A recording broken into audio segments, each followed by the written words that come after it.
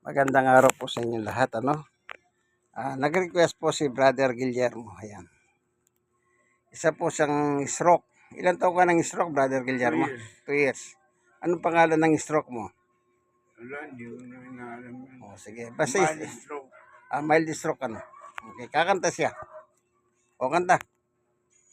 Ako'y isang anak mahirap, lumaki sa lat sa yaman.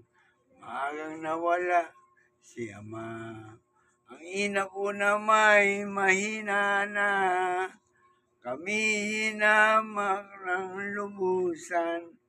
Inaapi, tinatawanan. Kami tinuring na basahan. Sila ba'y makatwiran? Ako'y naglakbay ng mag-isa upang aking kalimutan.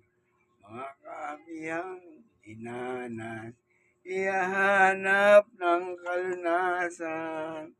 Kami hinamak ng lubusan, inaapi, tinatawanan.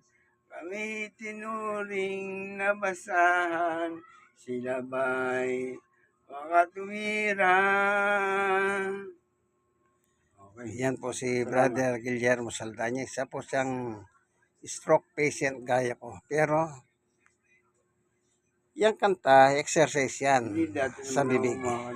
Po. Kaya, sige, hanggang dito na lamang po. Nandito tayo sa kanyang tahanan, Barangay 97, Soni, District 1, Tondo, Manila.